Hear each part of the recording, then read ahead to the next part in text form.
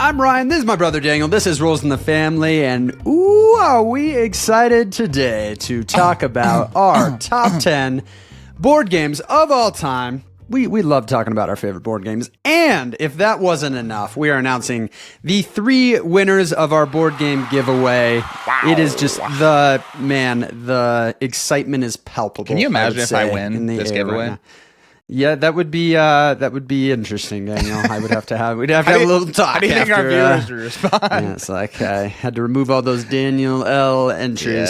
Yes. It's very exciting. We are going to be talking through our games throughout it. We're going to make those random selections for the winners. That's going to be after entries 8, 5, and 2. You can also, there's some of you that honestly are probably here to just check if you want a board game. I know. Okay. Wow, you're not here. That's for okay, us. but we're going to talk about some good games. You might want to stick around. We would also love to hear what is your favorite board game of all time. This is the video to drop that in the comments. And all of our games are going to be linked in the description if you want to check some great games out for yourself. Last year, this was a long one, Daniel. This was a doozy. We're going to try to keep things moving. We're shooting for 20 minutes this year, so yeah. We're real quick. So we're going to hop right in with Daniel's number 10 board game of all time. Oh my gosh, Ryan, that was the most polished intro I've ever heard. I'm not sure I'm ready for that, but I am ready to talk about my number 10 game, which this one is a game that really just resonates with middle school Daniel on such a deep level. Middle school Daniel. I remember middle school Daniel. Yeah, I don't think you liked middle school Daniel very much. Anyways, my number 10 game is one that I have not played in a long time. I don't own it. You own it. And honestly, I think it went up 3 spots. And I think it's just by this is probably the game I'm longing to play the most again. And this is going to go to Millennium Blades. Wow, top 10. Top 10, Ryan. I was thinking about this again, and maybe it's just, us talking about some of our recent, buying and selling acquisitions, and just this game just scratches that itch of real time. I talk about middle school Daniel, so we very much enjoyed kind of, some of the kind of collectible card games. Yu-Gi-Oh was a big one we played and stuff, and this one is that in what do they say when it's like a meta? It's a very meta game. It's a collectible card game simulator. Yeah, so it's a hard thing to explain to people. But you're literally buying and selling collectible cards in real time in the game and figuring out what do I want in my deck, and so you get that's just no game delivers an experience like that. It is truly a one of a kind experience. But then you're doing all that to then go into the tournament play and you are actually get to play your deck. And then it's got the whole, you're both trying to build your deck, but you're also got the building of the sets of stuff. But I just love that you can not only are you building a deck, but maybe a tournament doesn't go well and you're you know what? I'm just going to throw it all out and do something wildly different. You really have tons of creative opportunities in this game. And it is unlike anything I've ever played before. And it's so unique, but so fun. And if you have the right group that loves that kind of real-time buying and selling of cards, booster packs, finding out what you get, and then playing tournament play, it really is a blast. So kicking off the top 10 with one I still want to play again, Ryan. Yeah, we got to play some time.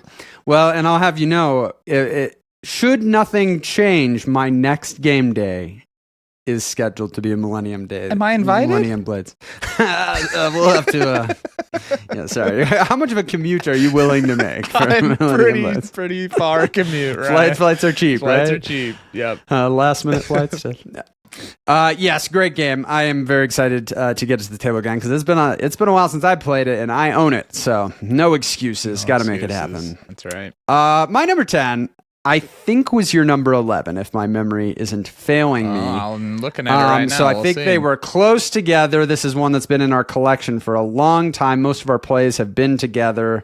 Big, epic, historical, thematic game. This is Twilight Struggle. Have you played this game with anyone other than me? I think once. Oh, okay. Very nice. Yeah. Very nice. Yeah.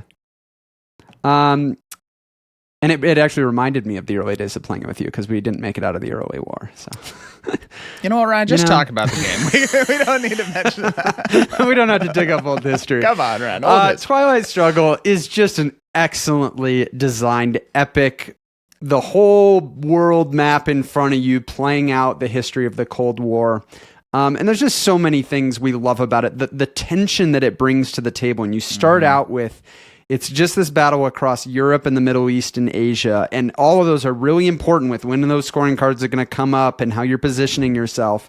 And so that in and of itself is like this very interesting, complete game. But then you progress into the mid-war when it just really opens up to all the scoring cards for these other continents are coming into play. And it just, there's so much you want to do. And there's so much that you're afraid your opponent's going to do that, like, I can't let them flip this here. But then there's also like the psychological piece of it of like, by doing anything in some area, I'm communicating to the other player that that's my priority. Yeah. And that could, tip off that I have a scoring card. It could just maybe bring it to their attention that like, oh, actually, that is a place I should maybe push a little more. That's why I always make my moves when you go take a bathroom break. Yeah. Quick. What do you do? Nothing important. Yeah, and it's such a satisfying experience with just all the core systems in the game. Like I could talk about any of the systems, like the way the required military operations work and the cooing or the whole space race and how that lets you burn a card, that you don't want to get triggered because if you play any of your opponent's events for ops points, it triggers their events, which is one of the huge tensions in this game is just like, when do I, trigger this thing that's bad for me? Such an epic, amazing experience. One we haven't gotten to play in a long time. We've been talking about we really should get a digital play of it. Get a digital play of it. We haven't ever played it digitally, but there should be some options to do that. Excellent game. One that I guess dropped one spot, but has held has been in my top 10, I think, for over a decade. So Twilight Struggle. Yeah, it really is amazing. Kind of a game that I don't think we would have thought looking at it before buying it that it would be one of our top games of all time. I always said we would have never played it had it not been the number one game on Board Game Geek way back in the olden days. Yep, very nice. It's dropped a lot since then. It's sad. That is sad. But what's not sad, Ryan, is that I've got a new game in my top 10. New entry. This is the only new entry in my top 10. I've only played this game once. I don't own it. I don't own it. That must have been a heck of a play. Well, it's so there's history with this game. Okay. And this playing it once is the culmination of a journey of two other games that I really like both of the other games, but this is the pinnacle experience of what I love in this. And this is going to go to Age of Innovation. So we played it recently. I mean, we're talking, a few months ago. And so the history I'm talking about. So we got Terra Mystica originally. Really liked Terra Mystica. I mean, I was a really big fan of that.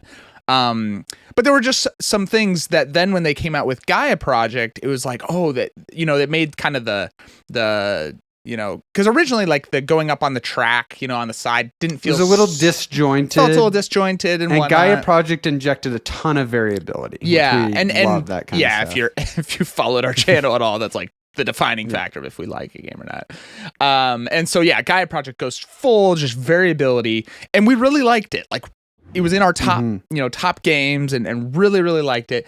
It was for me it just was a hair too, like there was just a lot to think, like I don't know, it felt like it was and a lot of it was densely concentrated in that tech board where you had to be like, okay, this is how I upgrade my different things. It's also my productions. It's also the advanced text. It's like, here, go study that board for 10 minutes. Truly was the biggest brain burner of a game that I have ever played.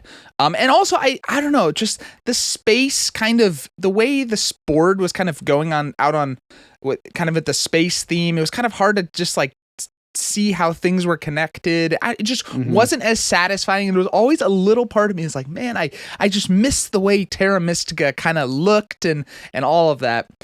And then Age of Innovation came along. And Ryan, it is the marriage that we always wanted, because it took Terra Mystica and so much of what we loved about it, and injected so much incredible variability. I mean, when we were starting this game a few months ago, and Ryan opens the game by putting down the, I don't know, you call them factions or whatnot, and you got we're drafting, the options. Yeah, and it pairs the faction with a board, with a starting bonus I think Ryan tile. could audibly hear me like squealing for joy. And I knew I was sure to put in little comments and like, and these book actions we're putting on the board, those are randomly selected from I know. 6 well, there's options. so much. It's like getting that fact, and the factions are very like unique and feel awesome. And then all the I was a little worried about the whole like book and kind of side thing. Like, was that going to feel like this kind of extra thing that didn't really? But it felt very it integrated really nicely. I found using the books, you could do some really powerful things with them. Totally. I don't know, Ryan. This is just I put it, I think, as a must-have game for me, because this takes like the parts that I loved about Terra Mystica, Gaia Project, and brings it all together. So despite one play, it's my number 9 game of all time. One play, but you probably had I was gonna say I've played the plus others among a lot. the other ones. Yeah. Yes, very nice. I share many of the same sentiments there. My number 9 was lower on your list. I'm definitely a little higher on this one than you. It's one that I didn't play in the last year, which is very sad. Need to get to the table again. It's a sprawling game. And one that once I'm in it and doing it, I'm just reminded of just how fun the process is, at least for someone like me that loves kind of resource management kind of games. And this is A Feast for Odin. And it's a very kitchen sink design. It's just like everything thrown in. It's like, here's 70 worker placement actions, and you get the resources you're getting are like these Tetris-y pieces that then can upgrade through 4 different levels of colors. And so like any resource can be upgraded, which is going to determine like how you can use it. Like the higher ones have less restrictions on how they can be placed on your board to help you fill in. But then it's like engine building, because as you fill things in, you're increasing your income, or like surrounding things to produce it. It's really unique. But man, it is so fun. It's just so fun. And I know I'm like not even... Like, I don't even know that I'm that good at it. Like, I know there's people that like really are good at this game. It would be fascinating to like learn from someone who's really good at this game of just like the timing and how to, I don't know, what things to go after.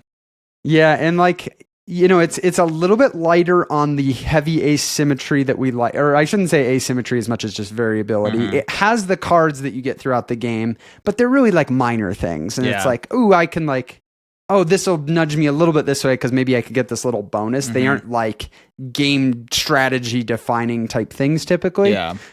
Which is fine, but it can feel a little bit, especially at the beginning of A Feast for Odin, that it's like, okay. I always try to get cards quickly to just like give me some of that. But yeah, the game, despite having all these different phases, it flows really well because you just move the cube down that little like chart, and it's like, we're doing this. Which actually, even when I haven't played it in a long time, I usually don't need to reference the rule book because it kind of just walks you through it. It's like, I kind of remember how this works. Totally.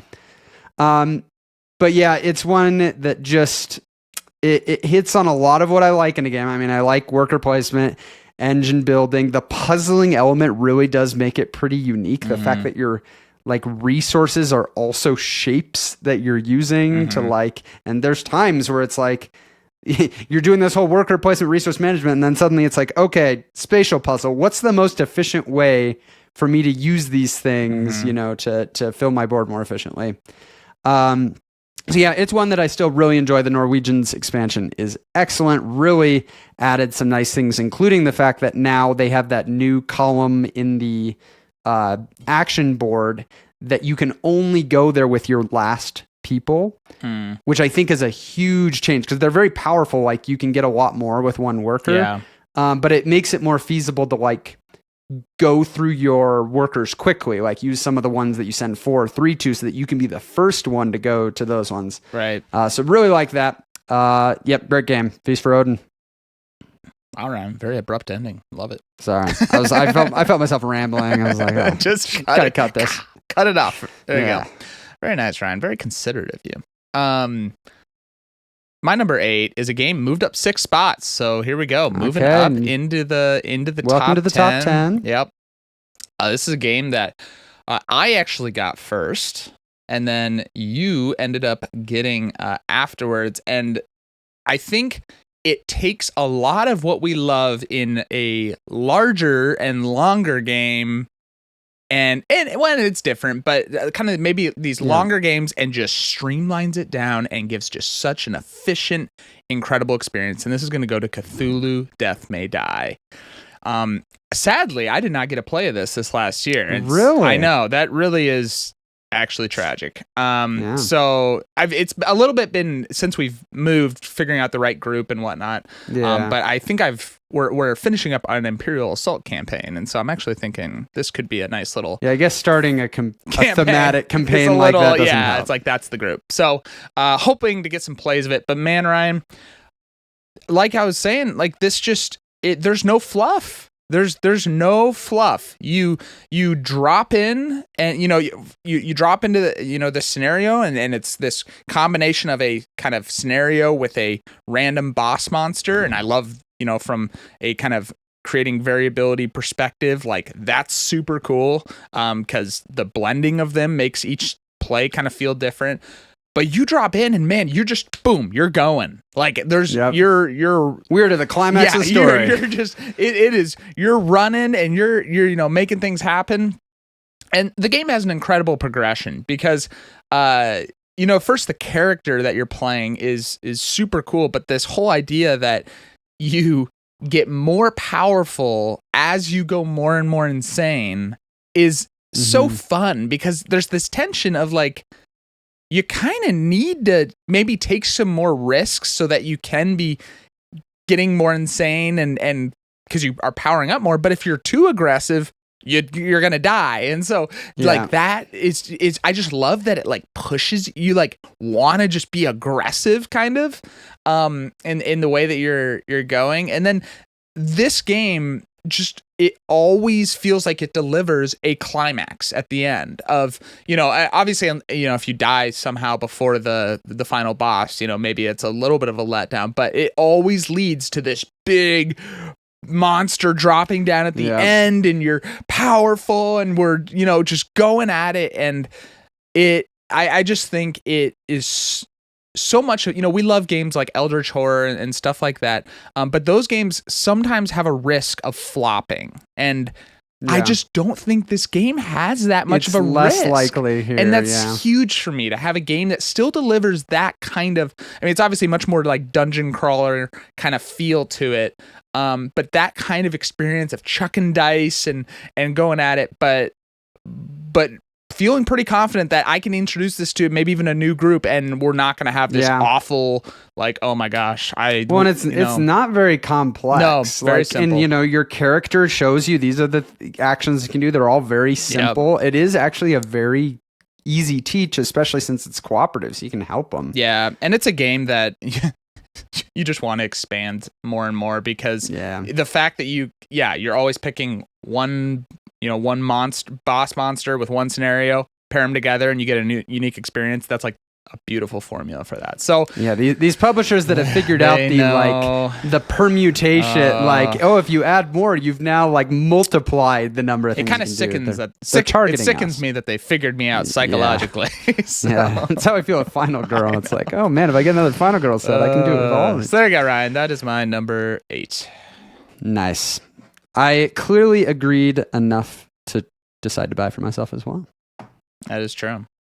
It's true. My number 8, I got one play in the last year. Not an easy one to get played a lot. It's one of the longer games in my collection. One that at this point is really a 2-player cooperative game. There's some different ways you can play it, but for me, that's kind of what it's become. And this is Mage Knight. And Mage Knight still remains, like, if I'm doing a 2-player co-op, I mean, that's like... Yeah, probably like the best. In fact, just looking at my list, I guess that is exactly Come on, Ryan, what I'm you have saying. the objective Based info on what's there. on my you list, don't need to guess. This is the ideal. Just an amazing, epic experience of, you know, no other game gives quite the feeling like a video game of leveling up and gaining power over the course of a session. As well as Mage Knight does. And it's got the whole deck building piece, and every hand is this puzzle of how do I use this to move and go do something on the map that's ultimately going to help me upgrade while also getting closer to the things we need to be doing, going to the cities, depending on what the scenario is that you're doing. But just such satisfying tight card play, and when you get those upgrades, they feel so powerful, you know, and adding these cards to your deck. When you get a new card, it goes right on the top of your deck, so you always get to use it right away. And then I do like the cooperative aspect of it, of then working with another person and trying to, okay, how do we want to split up the map, and how do we want to reconverge to siege this castle together?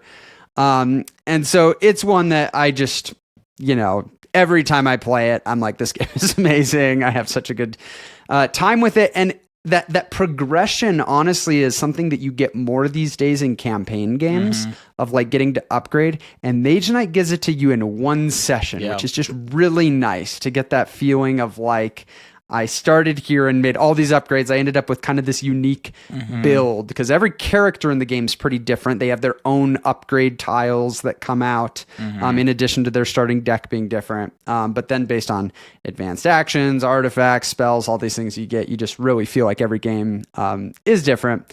Excellent one. Mage Knight, what can I say? It's been in the collection a long time. Yeah. And we had the revelatory moment where we realized, oh, if you play this co-op, it makes it way better. Well, I was going to say, like, think how much higher it is because of the switch to co-op. Because we used to play it competitive when we first got it. And it was always this feeling of like, you know, it's snowball. So if somebody gets ahead, they're like usually ahead and you don't really care what they're doing. And so you're just like on their turn and you have no incentive to help them on their turn, like figure anything out. Yeah, so it's just like, well, I'm here, let me sit here for 10 minutes while you solve this puzzle. Whereas co-op, when you have a really tricky one, you can kind of talk it out. Okay, well, what if you know, use that on this guy? So I think that really, I don't intend to ever play it competitively. I very much agree.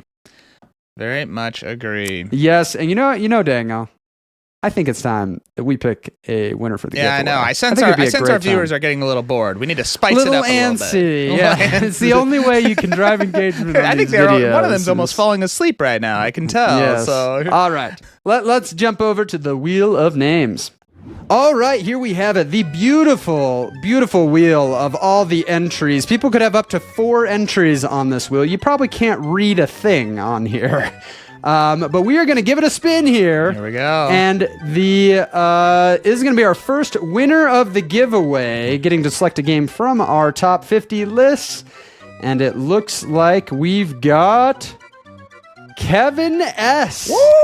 I did abbreviate these all to, you know, anonymize them a little, but did confirm that they are unique. So if you are Kevin S., congratulations. You are Kevin. The first winner. And we will now jump back for Daniel's number 7. Well, we are to my number 7, Ryan, and this is one that is my number 7 of all time, and yet you might be a little surprised it's not higher. We'll see. It dropped 3 spots, got 1 play of it in this last year, and this is going to go to Terraforming Mars. That is surprising. Yeah, so Terraforming Mars coming in at my number 7. Now, I actually just recently got the Prelude. I think we both got, right? The new Prelude 2 expansion. So haven't played with it yet either. So, you know, that's the thing about the list. You know, it's always just immediate moment in time. Haven't played it in a little while. It's all pretty meaningless, honestly. Meaningless. Why are you even watching? But this, I mean, Terraforming Mars is a fantastic game. I mean, we have played, I've played 28 plays of it. And it really just is an incredible, card management engine builder. But the thing that I love about it is that it's not just a sit to yourself and do your own solo thing. Like there is an element of that, of your kind of, playing your cards, building up your engine. But then you've got this shared board that you have to really be paying attention to because of, the goals, the milestones, paying attention to what are the various, tracks are on Mars. And so I find it's got a really fun kind of blend of personal engine building with then shared play and whatnot. And ultimately, I think what is so satisfying about it is just the building up that engine, and every single round you're producing the engine that your player board that you're customizing because of various cards that you're playing, and it just kind of keeps snowballing more and more. And the game, honestly, the biggest tension in the game is, oh my gosh, I want to keep like more cards, but if you have to pay for every card that you keep, and you also pay to play cards, and so that whole how many cards do I keep versus how do I keep resources to play cards and all of that. This is one that honestly is like, if you're interested in like, hey, what's a like heavier board? What's like one of the first heavier board games I should look at? This has to be like near the top of the list, because just in a great experience. I find it draws people in thematically, like it just looks cool. It's interesting, and I don't know, not too difficult to teach. I mean, there's obviously a lot of like cards and stuff like that. That's probably the hardest part around it and whatnot. But overall, just a delightful game. So, maybe a little shocking, Ryan. Dropped 3 spots. It is a little surprising. All right, I will say, the way we're finishing here, this is going to be interesting. So this will be a little spicy. A little spicy. Yep. Okay. Number 7. Nice. My number 7 is my only new entry in the top 10 here. And you have already talked about it, and it carries the same caveat as when you talked about it, which is that it's not really, really new. This is Age of Innovation. Okay. I think Gaia Project has been in my top 10, for the past few years. So this is kind of taking its place. I like it even a little bit more than Gaia Project. I basically bought it to play it, and I was like, I'm either keeping Gaia Project or Age of Innovation. I'm selling whichever one, but I had a good feeling about Age of Innovation, right, and it really delivered on it. It just really brought back kind of a Terra Mystica feel that feels a little bit cleaner and smoother than Gaia Project. You don't have the extra kind of Gaia Project mechanism phase that was in that game. The map is all tightened up to where adjacency is just really easy to read at a glance, or like what you can reach is really easy to read. And then it just, puts in all of that variability, and then adds, I guess, the new system in Age of Innovation is the piece with the books and then the innovations, but those are much more exciting to me because the books are this new resource that either can let you do these variable book actions, so they're different every game, but very powerful things that can potentially, open up around to be able to do something, or they can help you get these innovations, which are either, again, are randomized, but they're either powers or they're like scoring abilities, or, and so it's just such a fun new system to engage with, especially as someone who just loves variability being put on top of like a really strong core system. Yeah. And that's what Age of Innovation is. It is such a strong core system that's been battle tested over the last, 12 years. Tons of competitive play and stuff that they've really dialed in this system to where this just feels like, for me, the Terra Mystica system hitting on all cylinders. Absolutely. It's the game that would excite me to play it over and over and over, and I don't think I'd ever get tired. Yep. So, who knows? They keep releasing more Terra Mystica games and supporting all of them. So it's like, at what point do they, call it good? But it sure feels like to me that Age of Innovation is kind of the final form for me. and I anticipate they've expanded every other It'd be thing in the easy. system. I'm sure they're going Just to do it. and that will be a must purchase. Not the easiest game to get to the table. It's pretty heavy. It's heavy. Yep. But yeah, with the right group, and that system just clicks with me. Everything going on and getting your things out to get the production of those things and picking what bonus tile you get. And I mean, it's a great system. Yeah. So highly recommend Age of Innovation. Yeah. Last thing I'll say about that one. Also, the production quality is very good. Yeah, it's not a cheap game, but when I got it, it was like, oh, this was like good value for being very impressed expensive. by that. So. A very fine one. Okay, Ryan. My number 6. I think this could be, we'll see, the biggest surprise of the top 10 here. Moved up 11 spots. That's a lot of spots, right? That's a lot of spots. Well, especially at this area of the list. This one, I mean, that means it's knocking down some of the strongest entries. Like last year, this was 17 and Terraforming Mars was 4. Wow. And this one now is ahead of it. I honestly have no idea. I haven't thought about what you haven't said yet. So we've had this one for a while and have played it, and we actually played it together recently. And I just realized this system I just love so much, especially I'm a very tactical gamer. I love just optimizing things along the way, along the path, and this one just does that in spades. And this is going to go to Great Western Trail. Wow. Yep. I actually was probably more surprised last year that it had dropped as low as it did. Yeah. But yeah, that is a surprise. So honestly, even in the ranking, it was these two were, this and Terraforming Mars. I'm like, man, this is so obviously Terraforming Mars was ahead before, but as I was thinking about Great Western Trail, and we had a really fun play of it, kind of a weird play of it actually, but a fun play of it recently. That I get so excited about. First of all, no game have I played that has this kind of cyclical format of Great Western Trail where you're obviously, kind of going all the way to Kansas City and then coming back and you're going all the way. But because of that, it's very much got an interesting pacing to the game of you, especially in a 2-player game, got to kind of read okay, are we how much am I pushing and how much am I stopping at places along the way to optimize? And so that part's really fun. But then, I talk about, I love tactical games. And so having this hand of cards and figuring out okay, I can stop at this location and play these cards to get this. And then I'll go here and get this. But then I got to also do all that optimizing while trying to set up a big finish in Kansas City. And the closer you get to Kansas City, the more you're pushing your luck if you ever spend, because who knows what you're going to draw. It backfired last game.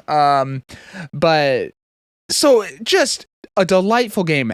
But Ryan, the expansion, Rails to the North expansion is really great. We really like it. It's so fun. It makes going to Kansas City and the strategy around it just so much more interesting because it's not just okay, before it was okay, I'm basically going to go to the furthest one I can go to. Obviously, unless I've already been blocked there. But now it's okay, if I go here, I'm opening up an opportunity to get to this place next. And it is just so fascinating. Well, and it becomes a thing you're thinking of long before you get to Kansas City. As you're going, you're do I need to get some branchlets out to set myself up to get somewhere? And so it feels a little more integrated into your whole strategy instead of get to Kansas City. Okay, where's the furthest I can go? Right. Yeah, no, it's tied in the entire way. So I think that expansion has really elevated it for me. When we played it 2-player, I mean, gosh, we played in an hour. It was fast and it just felt great. I love this game so much, and it just, when I was doing my rankings, I'm this feels right. Where it just, I love it so much. So, I have no idea, or not, don't really have a desire, I guess, to try. I know there's some other, if Great they Western were Trails. expansion maps instead of standalone games, I'd be more intrigued. Right. But I'm like, I don't need another standalone full game of it. Yeah, so it'd be fun to try. It would be fun to try. But yeah, jumped 11 spots. Got 2 plays of it this last year, and that is my number 6. Wow, dang it. Well, I would say that you finally have appropriately rated Great Western Trail, because Great Western Trail is also my number 6 of all time. Actually dropped 2. So I had it at my 4. So you had it at your that's a little 17. Ryan, and we converged. But clearly I influenced you more, pulling you much, much higher towards the top of the list. Yep. Yeah, I a lot of what you talked about is what I also love about this game. It does have such a unique feel within my heavier strategy games. And the pairing of that deck building with the pacing to Kansas City is just such a great mechanism. It's this combination of push your luck, but also very tactical, spending of cards as resources throughout to get things. Yep. And there's different directions you can go in this game, whether you're leaning more into getting more cattle, which can really help with getting better hands, or getting your locomotive to go further, or doing more things with buildings. It's maybe, I said this with Feast for Odin, it's maybe like a little bit more sandboxy than we prefer, as far as sometimes it feels like you kind of just pick, I'm going to go a little harder into engineers this time or something. There's not a lot that the game is providing you with. I would appreciate a little bit more up front. Yeah, we really love when the variability of the game presents this puzzle that you go, oh, because of this variability, I think this is the way I want to go. Right. So little maybe sandboxy for our taste, but when the game is so dang fun, which is how I feel about Feast for Odin as well, it's it overcomes that preference for me. And so, Great Western Trail, another one that you owned way back first, and it was one of I think the first examples of a game you owned first that I was like, I think I got to get this one. Yeah. Excellent game. We both have the original edition that people make fun of the cover, but we find it very endearing. It's what's funny? I actually really like the cover. Yeah, I don't mind it at all. Yeah, I actually like it more than the new one, which is funny. There you go. Ours don't have the cool cowboy hats on our cowboys. That's true. Around, so sad. Okay, Ryan. To my number 5, this is didn't move at all. Stayed the same. Steady. Unlike Great Western Trail, very steady. I will say, Ryan, in board gaming, I don't like when a game has the potential of flopping. I don't like when a game is long and has the potential of flopping. This game is that. But the game, when it goes well, is just so amazing that it makes up for that big negative. This is one that we have played many times. We have a lot of content for, and really, I would say almost is kind of the go-to epic cooperative experience of our gaming groups, and this goes to Eldritch Horror. Man, Ryan, what more can we say about Eldritch? It is funny because it's like the. We sometimes talk about certain games being like comfort food, you talk about Ticket to Ride. It's like for our gaming group, the epic big, super long cooperative comfort food, because it's just man, if we don't know what to, let's just play Eldritch. We've had so many great plays of it. And I think the reason it can just, have such now longevity of it, of it being, high up in our list, and we've played it a ton of times. I mean, for me, 40 times, and still want to keep going back to it, is because you just don't know what you're going to get. There's so many random and variable things happening and all coming together in such an exciting way. And so not only are you experiencing that from your character, I mean, it's always exciting. What character are you gonna get?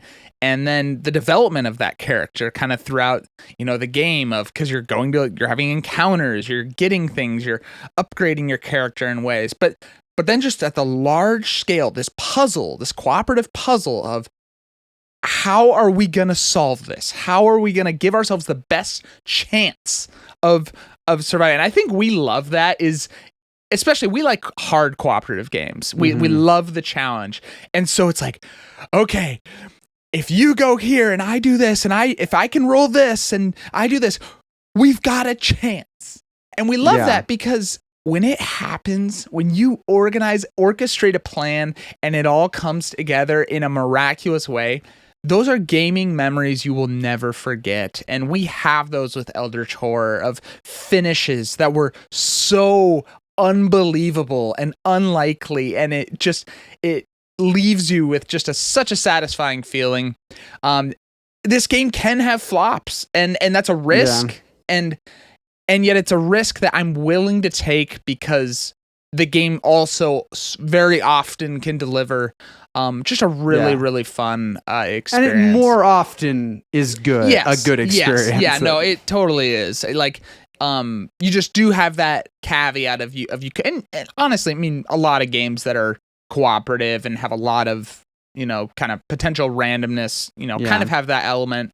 But man, Ryan, this one, especially with the amount of content we have, tons of different events. The sideboards are fun, getting to go and explore those. Every game feels so different depending on what's in play. So it stays at number 5, Eldritch Horror. Yeah, and I mean, you were mentioning how like it's anything can happen. There's all these random elements. There's a lot of games that could be said about that we wouldn't be drawn to. Like, we don't normally love games that are so random that we don't feel we have control, but Eldritch, it's like the underlying system is really solid, and there's a lot of solid mechanisms and strategic things to do, and so when you pair that with that kind of variability and anything can happen, it walks that line just right for us. And it's a hard one a little bit to recommend to new people, because I just like picture them getting just the base game, and playing against one of the really vanilla Elder ones. It's a slower game because they aren't as familiar with it. Yeah. They don't have as much content. And, you can really see how like the first impression could be like really not very positive. Yeah. But man, I'm so glad we're on the other side of it. Of like, we know the game so well. We are more forgiving of those moments because we know what it can offer. Well, and our entry to Eldritch Horror was coming from Arkham Horror, which was more obtuse and like. And we had played like over 50 times. Yeah. So going to Eldritch Horror for us was streamlining. Yeah, it was. So that's not going to be everyone's experience if that's your first thing going into it. So there you go. Nice. My number 5 bumped up a spot. Wow. A little arbitrary at this point. They kind of shuffle around here. I guess Great Western Trail dropped 2, so but this is one that combines just some really solid modern mechanisms. And I feel like there's a lot of games, you see a lot of games that come out that it's like, yep, they're leaning into these tried and true modern mechanisms and combining them in a new way to provide something that seems like it's just going to be really solid. But this is one for me that is really elevated as I've played it more. This is Dune Imperium. Dune Imperium. I forgot this was this high for you. Wow. Yeah, and it's one, honestly, I wish you would have the opportunity to play more, because you've played maybe twice. Yeah. But not to the point probably where you, like, did you even rank it on your list? No. I don't feel like I played it enough to really. Yeah. But it's it's basically this combination of worker placement and deck building, where the cards, you have to play a card when you're going to a worker placement spot, and the card tells you which places you can go. And so you're trying to figure out, it's a little bit kind of like Underwater Cities, where it's like which card with which space. Right. But then it has the added piece of whichever cards you don't play are going to be in your reveal phase and do their reveal ability. And so every round is this puzzle of how do I play it to get the spots that I want while triggering the abilities, while keeping the things that are going to make the most sense. And it's worker placement. So, where are other players potentially going to block me? What's the spot I'm most interested in getting first? And then you layer on top of that every round centers around this combat that's been drawn, that like, first place will get this, second place will get this, and everybody has to kind of decide, do I do actions that will allow me to get involved in the combat? It goes around the table once and nobody else got in the combat. It's like, man, I could maybe get one of these for very low investment, but like, I have to go to a space that's different than what I was planning to do this turn. I just love the tactical landscape of every round, figuring out that puzzle. And then it's hugely satisfying to get to upgrade over the game, to be able to buy new cards and get them into your deck and get those cycling through. I really enjoy the Rise of Ix expansion that adds the technologies, where now you can be getting those, and a lot of them are these ongoing abilities that really make every game feel different, on top of the fact that you have a unique house or a unique character that's giving you an ability. And all of it also kind of falls into a little bit shorter than like some of the longer strategy games. Like this usually is like a lot of times can be under 2 hours, if or closer to an hour and a half if you have people that have played before. So one that I really, really enjoy. I've played a couple times with even the Immortality expansion. I've enjoyed some of the things that adds if you're playing with an experienced group. I know they've released now the Dune Imperium Uprising new standalone version. I'm so happy with my, I wouldn't need to get anything else for Dune Imperium. With the Rise of Ix and the Immortality, I am happy with it. I've since getting it, have seen the movie, read the book, so I feel like I understand the theme a little bit more, ask, which is nice. Scale 1 to 10, how much does the IP help your enjoyment of it? I don't think it really does almost anything for me. Okay. Let's be honest, if this was just like some arbitrary, it didn't have the IP and it was just generic or something, I think it would still rank this way, just because it's driven mostly by the mechanisms. Makes sense. But it is fun, especially with some of the new the movies and stuff coming out, to get the flavor a little bit coming in. Very nice. So yeah, one that not a lot of it's hard these days for new games to break into the top 10. Yep. But this is one that has managed to do it and has managed to hold here at number 5. Which brings us, it's time to, we got to give away another game. I think it's time. You could get Dune Imperium. You could have just that whole time been thinking, man, I wish I had Dune Imperium. So let's jump over and select another name from the wheel. All right, we are back at this beautiful wheel. You probably can't, like I said, read anything on it, but trust me, the site is very reliable This is for all selecting rigged. things completely randomly. just a And solid our circle. second winner here is going to be Craig. It didn't have a last name, but it was the We only only entry had one named Craig entry? So, Ah. Craig, get hyped. You Congrats, are Craig. the winner of a board game. I don't think I mentioned earlier, but we are going to be emailing the winners, Yep. a day or so after we release this video. So you'll know for sure if you get an email that you won. So congratulations. Man, go Craig. To Craig. Go Craig. Okay, Ryan, the home stretch. Well, kind of. Is that what happens when you get to number 4? Yep, that's what that is. That's what that is. We're so good at this. My number 4 dropped one spot. I haven't played this one in a while, but you already talked about it, and really is a I think I've played it mainly with just you in a cooperative format, and man, does it deliver an epic cooperative experience. And this is going to go to the Mage Knight. The Mage Knight. And man, Ryan, as you were talking about it, it really was bringing back so many just incredible memories of this game. And I always love at the very start of this one, because we get placed on the map, and then it's like we're going to each go off in our own direction, right? So it's like this. Okay, you go this way, I go this way. And you kind of feel this, like, I'm going off on my own, and I'm going to go do this and do this. And it's like your responsibility to get yourself prepared and upgraded enough so that when we meet again at the finish, we can do this. And I just love that. That's such a cool, cooperative arc to, go off on kind of your solo quest. For the most part, maybe sometimes we interact, but for the most part, we're kind of off on our own. And then the finish, because the kind of boss or whatever at the end is very hard. You need to have upgraded a ton. And fortunately, there are so many just awesome ways to upgrade in this game. I mean, the cards that you're adding into your deck feel so powerful.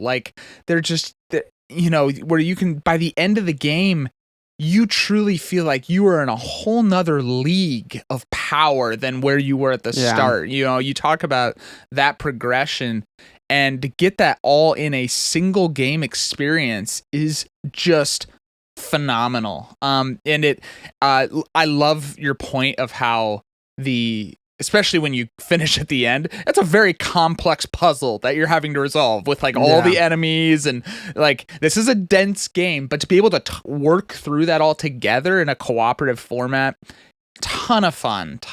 And so this is one of my favorite, probably the best game in my opinion of delivering this progression in a single game and going from zero to hero, and it's incredible, Ryan. It really is incredible, and I'm so sad that it's been a while since you played, because I don't own it. I honestly, I'm still, there's a little part of me that's like keeping my eye out on the secondhand market for someone to just drop the ultimate edition. I see the regular edition, but I need, gotta get that. Yeah, and the ultimate one is probably the one to get, especially because you've played with a lot of the expansion content. I have. So, wow, the rule book is terrible, but it is a dense rule book. Yeah, like if you get this game based on our recommendation, I highly recommend go find some videos to supplement, because if you try to learn straight from the rule book, it's going to be.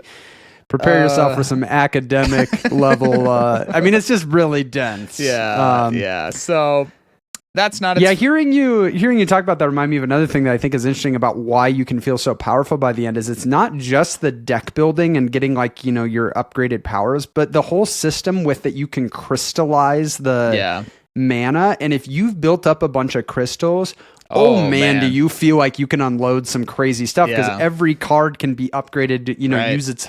So that's a really good system for that, because it isn't just building your deck throughout the game. You want to try to be getting to that last battle with a little bit of a reserve. You're ready to go. And so you're like, okay. And there's times where it doesn't work out that way. I've gotten to times where I get to the end and my partner's got a bunch of stuff and I'm like, I'm hurting over here. Yeah. We meet in the finale and I'm like, Ryan, are you kidding me? This is what you're bringing to the table? Well, and you have to decide how many. So say there's 7 enemies in Lost City. You have to decide how many each person's going to take, but you can't decide which ones. Yeah. So you could take fewer but happen to get the hardest enemies. The ending is a very visible format of how each of you have been doing in the game so far, because when one of you I think you should take 5. When one of you takes 5 and the other takes 2, let's just say if you only have 2, it's a little humiliating. But sometimes it somebody might have right before the castle taken down a dragon so that we could get to the castle, and so they kind of already unloaded a lot. So it is okay.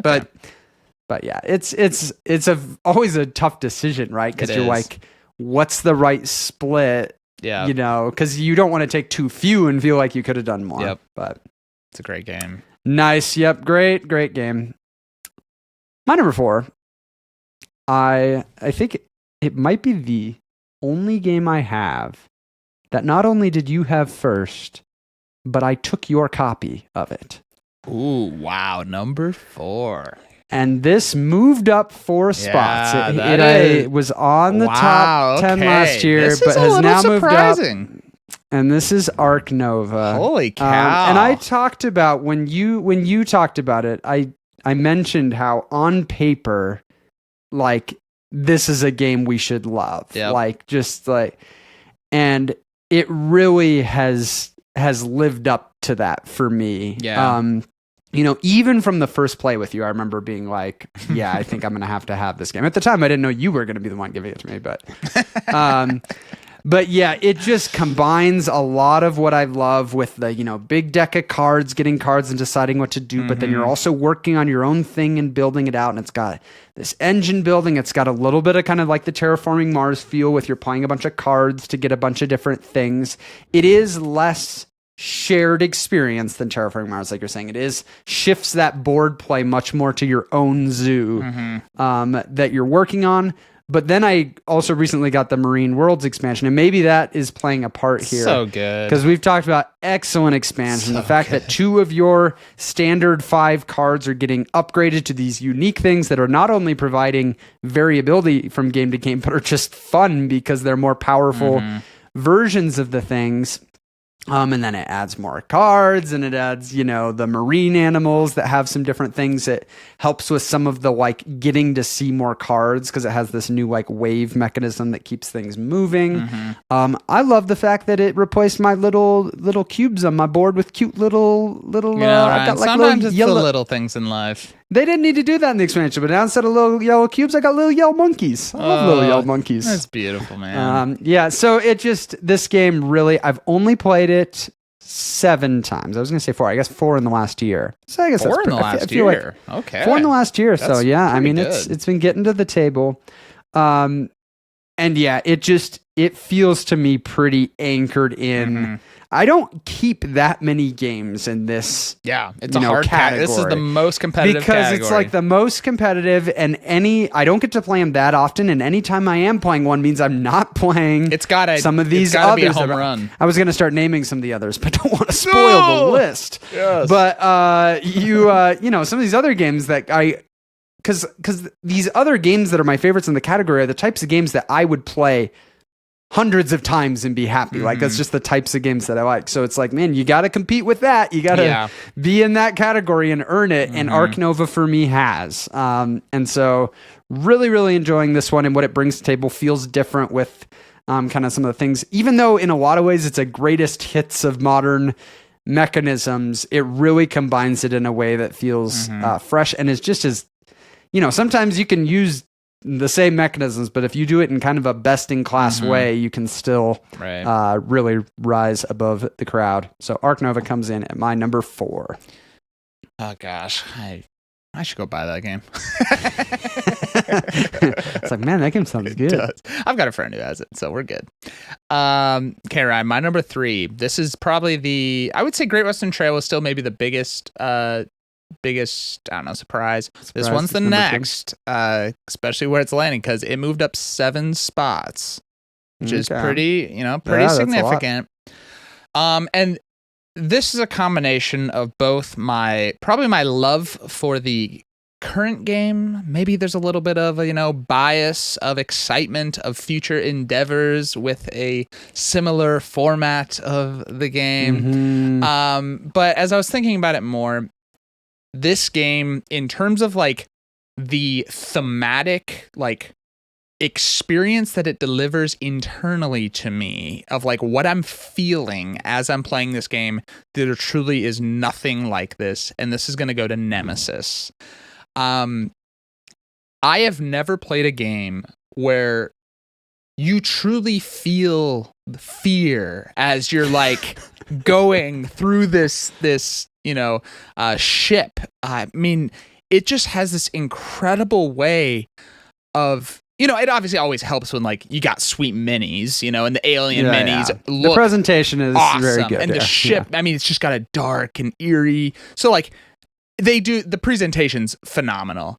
But I find the mechanics also really help, deliver that of, the whole kind of noise system. And so you're trying to move around kind of quietly, but also like it costs more action. You're basically wasting an extra action to move quietly. So sometimes you need to make noise, and that, if a noise token triggers on a place that there's already noise, then a monster spawns, and then there's even noise that can go in the vents and that connects different. I mean, it's just it's mechanically it fits with the theme so well, and I find as a group it's so fun because you feel so ill-equipped, I guess. Like you don't feel very strong.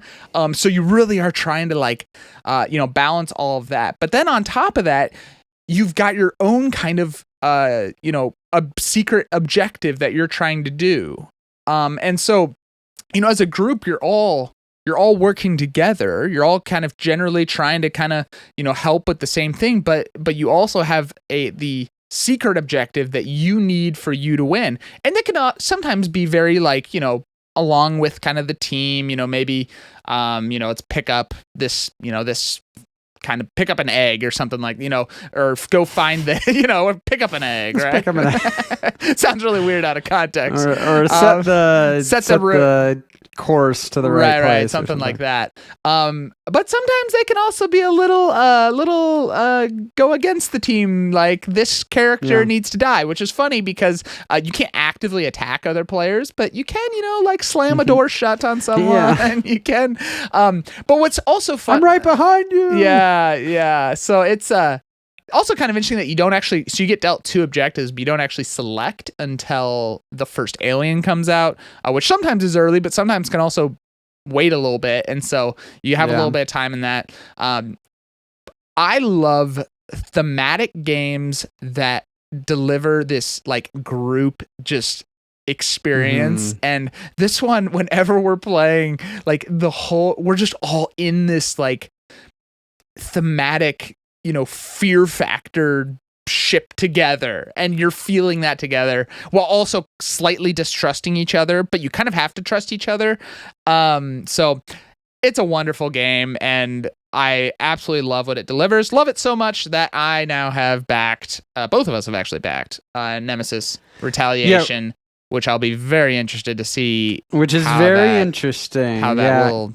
I everything I have seen, I think it's going to be the definitive version for me, because, I mean, the ship being... I talked... Well, it's not even a ship now. Yeah. And it's tricky because, like... submarine, right? Or some kind of... Isn't it underwater? It's like I think it's like a planet. What? Like, you're just like... I think it's like a planet and a base or something. I don't know. You're thinking of Lockdown. I don't know. Okay, well... It's been a while since I looked. Okay. But it is going to be interesting, because I think you do lose... Honestly, thematically, the original ship one is probably my... favorite. Like, it's the most classic. Like, we're trapped on it's maybe you're movie, right. Actually, Alien you might be 1. right on this. Yeah. I might be. But the trapped on a ship, and oh my gosh, there's an alien, there's nowhere we can go.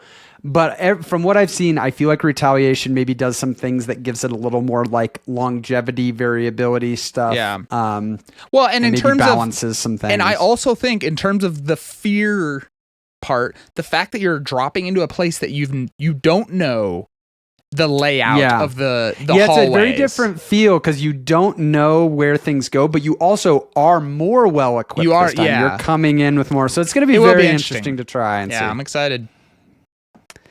Cool. Nemesis, very high for you, though. I remember back when I was telling you about that game, I felt like there was a good chance. Yeah. You do really love those big, epic, thematic group experiences. I do. Let's just say that my number 3 could not be more different than Nemesis. Like, these might be the 2 like most distantly different games on our list, really? And they are sharing the same spot at 3. You're not gonna pull this one off of the shelf because the cover screams to you of the thematic, exciting experience it's going to give you. But man, do I love Lorenzo Il Magnifico. It doesn't fill you with fear as you're playing? A little bit. Fear that you're going to get excommunicated. I know. Yeah, fear that... I mean, it's a tight game, but this, very, very different experience. Yes, no aliens. One that was my number 3 last year, which I remember, I felt like, man, that seems high. Mm-hmm. But here I am again, ranking it at number 3, so it hasn't changed for me. Mm-hmm. It's got a great tight core system. We like tight resource management, worker placement type of games, where you just feel like every action you is so important, and like you're really scraping by, and we find that very satisfying. Yep. But then you pair that with some really powerful engine building mechanisms of how you build up these rows of cards that you can then execute. But I think what really like powers this into the top of my West versus like landing in the teens somewhere is really just the exciting variability you get from the unique houses now from the Houses of Renaissance expansion. And then the leaders that you draft, that you have this hand of cards that these are hugely powerful abilities that you can get out once you meet their conditions.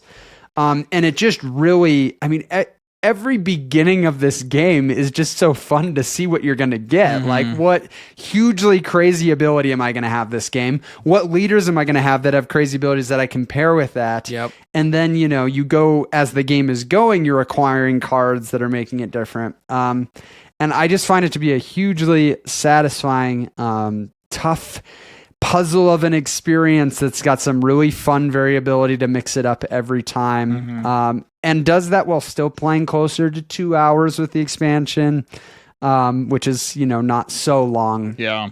And so, man, it's maybe the poster child for don't judge a game by its cover, because it is another one on my list that I'm like, there's a lot of people that have not tried this game, because you have to look into it a little deeper and watch and really like look into what it is to get excited about it. For sure. But hopefully me having it at my number 3 gets some of you excited about it, because Lorenzo, I think, is a special game that has risen up to the very top tier of my list. Yeah, maybe one of our winners will pick Lorenzo. That'd be a solid choice. That's really what we'll see, like what the winners pick. Yeah. That'll be like our data of who was the most convincing. Was Ryan or Daniel more persuade? Although we have a lot of crossover on our list, so hard to say. Unfortunately, I think this next game is not doesn't qualify for the giveaway. This we have a little bit of a surprise here, in the sense of This is a little bit of a surprise. In the sense I see what's happening here. Yeah, I know. I see what's happening here too. It was my number 1 last year, but still my number 2. Did not get a play of it. Maybe that's why I dropped. But my number 2 is going to go to Twilight Imperium 4th Edition. What another big epic thematic experience. I sense a theme here. Surely your number 1 is also one of those. Yeah, I know. Surely. Well, actually, so last 4 games: Eldritch Horror, Mage Knight, Nemesis, Twilight Imperium. Yeah, clearly, like I love long thematic. And this one is long and thematic, right? It is. It is very long and it's very thematic. And man, this is one that, man, if you can even get to the table once in a year, that's a massive success. But the scale of it, being that it takes like 8 hours to play. What I love about it is that have you said the game yet? I don't even know if you've said the game. Yeah, I said it. Twilight Imperium 4th Edition. Yeah. Okay, good. I must have dozed off there for a second. You did. Okay, if I did. Just want to make sure we got that in before you got too far. Then sorry. I believe Twilight I did. Imperium 4th Edition. Yeah, so this one being 8 hours long, I tell you what's phenomenal, right? Because I talk to people and I tell them about this game and they're like, 8 hours? Are you kidding me? How do you play a board game for 8 hours? And I'm not kidding. The game flies for me. Because you are engaged in the systems and the interaction with the other players the entire game, and it is so much fun. And the 8 hours allows for this progression and story of what happens to unfold in a way that I don't think any other board game, can do in a single setting. I mean, Mage Knight does a pretty good job, but and this one also does. The mechanics of this game are great. I mean, I love the you getting your kind of faction, like those are very unique, and I love the opening of the game and kind of this, you start off in kind of this exploration and going out and claiming planets and stuff. So all the mechanics are great, but man, is the interaction between players and the group element great. I think one of the mechanics that fosters that so well is the agenda phase, and this whole idea that you at the end are going to flip a card that everyone's going to vote on. And the crazy thing about this game is that you have resources, which is what you use to build more ships, which is critical. But on the but each planet, not only having a resource value, also has a voting agenda kind of value that you can use to vote on these things. And so deciding what you're going to use a planet for is very tough, because you want to keep votes, because these are huge. These are like change the rest of the game type votes. Like it could completely change, how something interacts on the board. It could be assigned to a player and they're either boosted or crippled the rest of the game.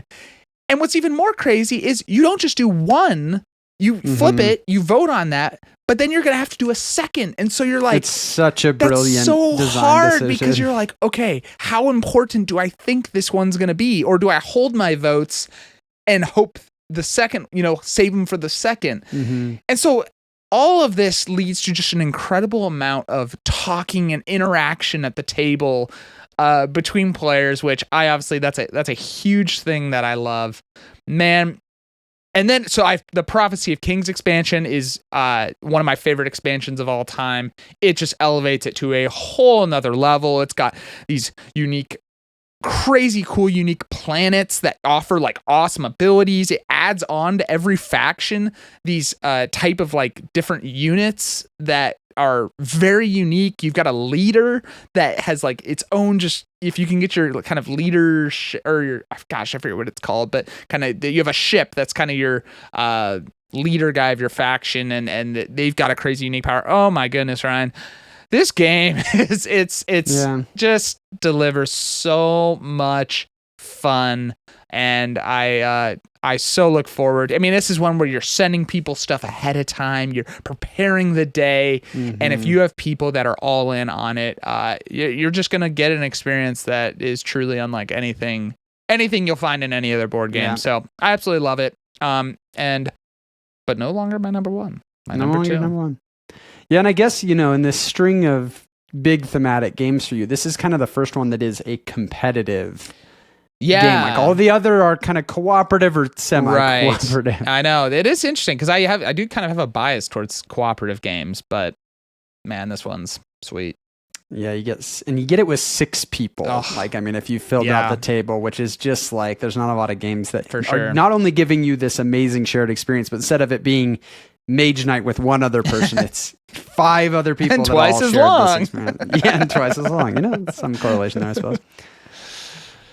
Cool. My number 2, you talked about already. It was my number 2 last year.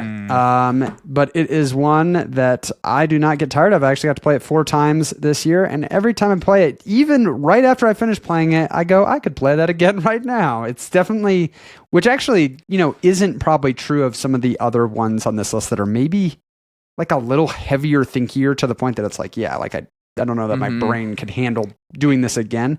This one, I often feel like I could just like keep playing this game. Like, I don't know. This is Terraforming Mars. Just getting the steady flow of cards you get throughout the game and the tactics of that and working it into your strategy and the way that you're going to engine build and build your own tableau. But like you said, the board is so important and how you're positioning on there and going after milestones and awards and the fact that those are often different. We have, some of the different boards that you can play that change those things up. So there's variability there on top of getting a different corporation. And we love the Prelude expansion, which at the beginning of the game, I mean, we love that beginning of the game. It's like, okay, here's 2 corporations I could be. Here's 4 It's Preludes one of the I could most pick. fun openings to a game, honestly. Yeah, and here's the 10 cards that you would have to pay to keep any. What's the best way for me to, keep stuff here? And then how does that determine the strategy I want to go in the game? Absolutely love it. And part of that is probably what makes me want to play it over and over again, because it's like you want to experience that again and see how it's going to go differently this game. If we're playing with an experienced group, we love playing with the drafting so that we actually draft the research phase, which just adds that added piece of not only is it worth it for me to buy this, but like, what am I passing to my opponent? And like, I only can pick one of these to consider buying. I have to pass the rest. Right. So some really nice decisions come out of that, as long as you got a group that isn't going to take, 6 hours to play with drafting. But man, it just excellent game. I mean, ever since we first got it and started playing it, it shot up our lists, and it's held here. I mean, it's been my number 2, I think, for a while. Yep. So not a lot of shakeups here at the very top of my list. Yeah. But it got played this year, and it only further confirmed how I feel about it. Yeah. I think Terraforming Mars is excellent, and I am looking forward to playing the Prelude 2 stuff, including the new milestones and awards expansion. That's sweet. That you can completely, randomize those regardless of what map you're playing on. That's really cool. So yeah, love Terraforming Mars. You know what else we love, Ryan? We love giving away board games. Yeah, we do. We just love it. So let's hop on over one last time for the final winner of our board game giveaway. Alrighty, you are probably on the edge of your seat waiting to find out if you, in fact, could be the final winner. We wish you the best of luck, and there's a lot of people that are going to come out of this disappointed. We're very sorry for that. Enter next year. Enter next year. We do this every year. At least we've done it 2 years in a row. The 2 years in a row would suggest we're going to do it again. Forever.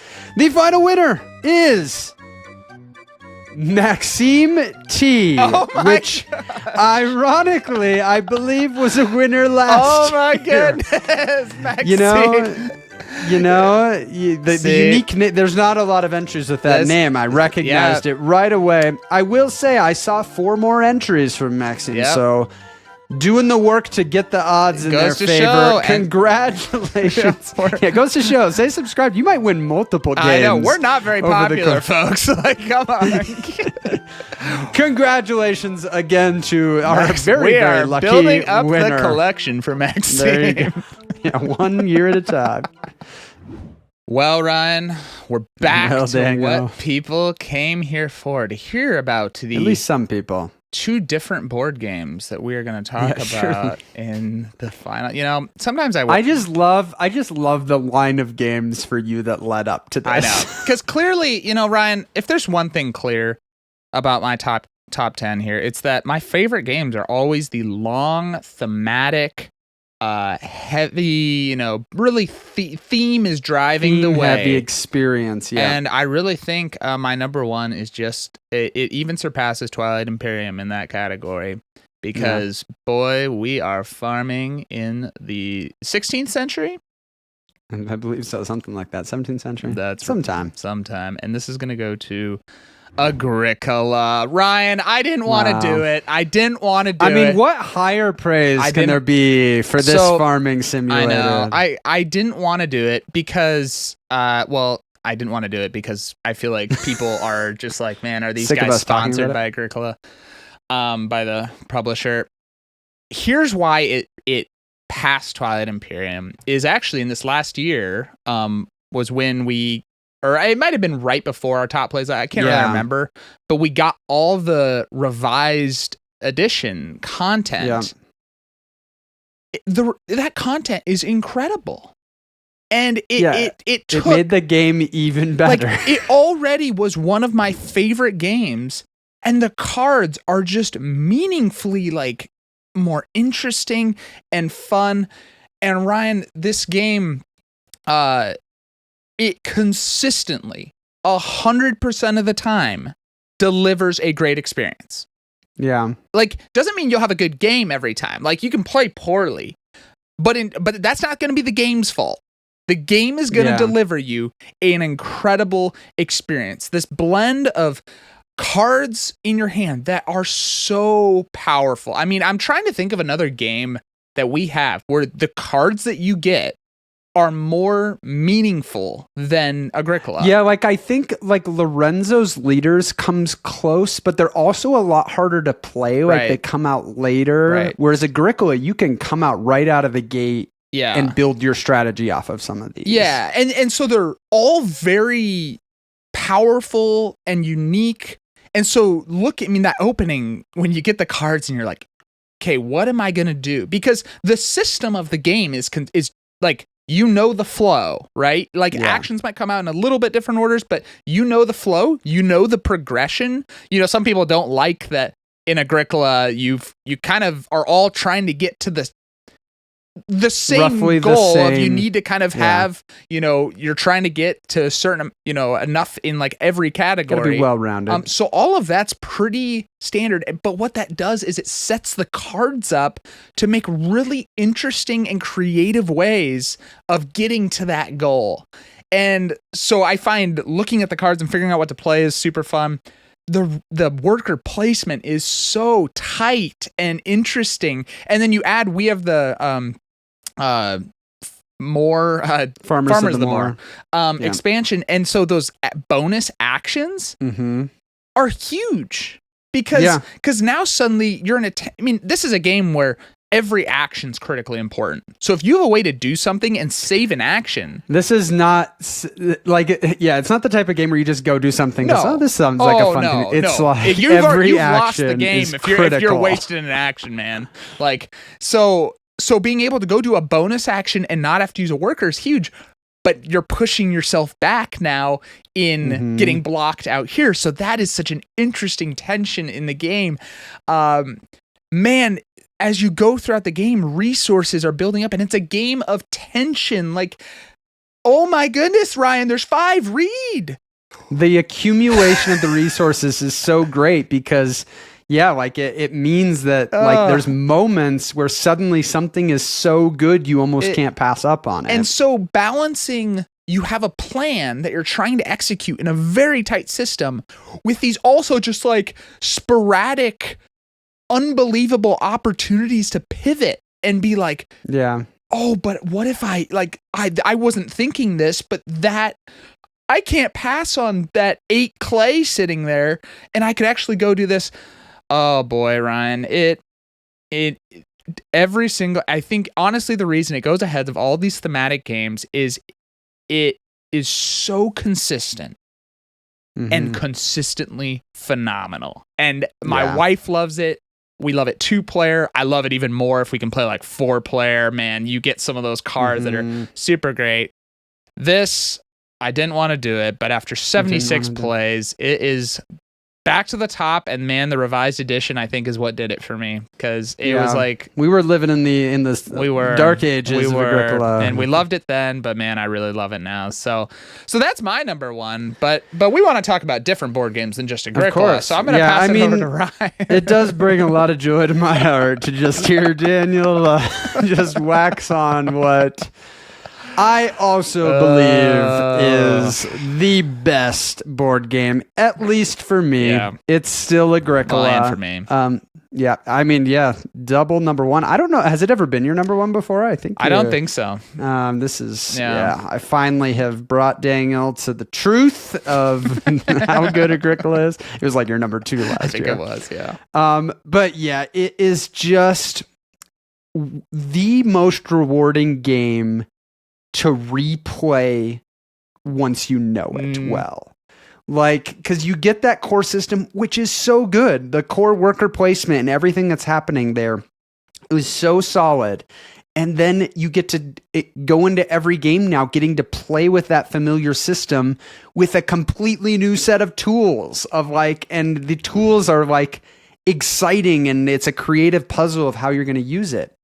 But then it isn't just, how do I turn these into a strategy and then execute on it? It is such a game of adapting. And I love that about it. Like, I think I would not enjoy it as much if it was just that I could cleanly execute my plan. I love that there's opportunities that come up to consider, or more often it's just like, I'm not going to quite be able to do everything I thought. Like, how should I work through that and like solve that puzzle? Yeah. And it just is so like cathartic to get to the end of the game. Yeah, and to just like see your final farm and you're like, I pulled it together. Words that most people don't describe Agricola as cathartic. Yes, I think it is. The ending, because it's like you've gone through so much and had to change and stuff, but in the end you brought together this finished product that you're like, yes, I happy with, at least, and we're to the point where we're so familiar with the game that like more often than not, we get a nice resolution. I was gonna say, we tie those. I was gonna say it's cathartic if you finish well. Yeah, it's very like usually we're noticing far enough in advance if things are really gonna miss that we can kind of recalibrate and get the plane to land somewhat smoothly. Yeah. But yeah, and there's also not very many other games that like in my top things here that give me that feeling of having created just this unique. I built up this thing by the end. I mean, even other games like Ark Nova, for example, that like you do have this personal tableau. It doesn't feel to me as like, I don't know, like this finished, unique thing, the way that Agricola makes me feel about it. Like I look at my Agricola board and it like tells the story of just like, I remember like how things happened and it's like different, especially when you're playing with Farmers of the Moor, it's different than other farms that I've built. And so, yeah, I mean, it's the combination of all those things. Like every part of it is so solid, and the thing that like just holds it at number one is the cards. Like it just, that's the reality. That's so the strongest thing in this game is getting to come back to it again and again and get a unique hand that I've never had, especially with a lot of these new revised expansion decks that like we're looking at a lot of these cards and like it's not even a lot of times it's these are powerful, but a lot of times it's just like, man, this would be fun. Yeah. Like it would be fun to try to work this into my game. Yeah. And like that's awesome. Like that makes every game more fun when you're able to loop those things in. Yeah, that's the thing. I played it. I was just gonna say real quick, the hand of cards. It's not like figure out what the good card. It's like there's multiple different game strategies you can take, and figuring. And you're looking for synergies. Yeah. And then, as the game goes on, you have to constantly adapt because maybe the other players are doing things that open up opportunities and things. I actually did play it 4 times in the last year, which is a nice rate of getting plays of Agricola.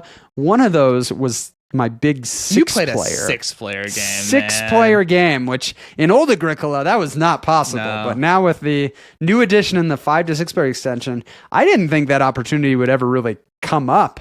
But lo and behold, I happen to have 6 of us that were looking to play something big. Everybody but one had played Agricola. The stars and the aligned. one that hadn't, I thought, and it was like, oh my gosh, this might not only be an opportunity where it could work, it might be like the best option because there's not a lot of 6-player, heavier. I was nervous when you said you were trying that.